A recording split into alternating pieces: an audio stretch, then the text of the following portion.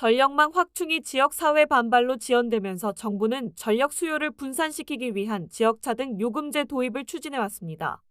전력망 부담이 큰 곳은 전기요금을 더 높이고 발전량이 많은 비수도권 지역은 더 낮게 적용해 전력 다소비 시설을 지방으로 분산시키겠다는 취지입니다.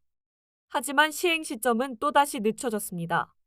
기후에너지환경부는 당초 올해 상반기 시범 도입을 목표로 했던 지역차 등 요금제를 내년 이후로 미루기로 했습니다. 지난 정권 말기의 정치적 혼란에 이어 새 정부 출범 이후 에너지 정책 전환 과정에서 관련 논의가 후순위로 밀린 겁니다.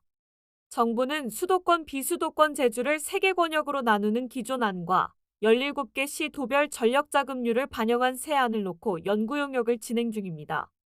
최종 결과는 내년 2월쯤 나올 예정이어서 실제 시행은 빠르면 내년 초, 현실적으로는 하반기가 될 것으로 보입니다.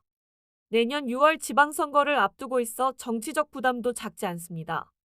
분산에너지 확대의 또 다른 핵심 정책인 분산에너지 특화지역 지정도 속도가 더딥니다. 정부는 상반기 중 특구를 지정해 발전사업자와 전력 수요자 간 직접 거래를 허용할 계획이었지만 이달 들어서야 전남, 제주, 부산 강서, 경기 의왕 등 4곳만 우선 지정했습니다. 충남, 경북, 울산 등 최종 후보지 3곳은 발전 방식이 정부 정책 방향과 맞지 않는다는 이유로 보류됐습니다. 전문가들은 정책 추진 지연이 전력 수급 안정에 악영향을 줄 수 있다며 조속한 결단을 주문합니다. 하지만 요금제만으로 기업을 지방으로 유도하기는 쉽지 않습니다. 기업들이 수도권을 선호하는 이유가 인력 확보, 연구 환경, 비즈니스 접근성 등 복합적이기 때문입니다.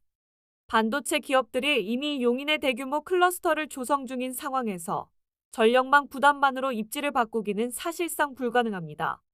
정부는 앞으로 새로 들어설 AI 데이터 센터부터 비수도권에 유도한다는 계획이지만 실효성에는 의문이 제기됩니다. 지자체가 기업 유치를 위해 세금 감면이나 부지 제공 등을 폭넓게 활용할 수 있도록 권한을 확대해야 한다는 제안도 나옵니다.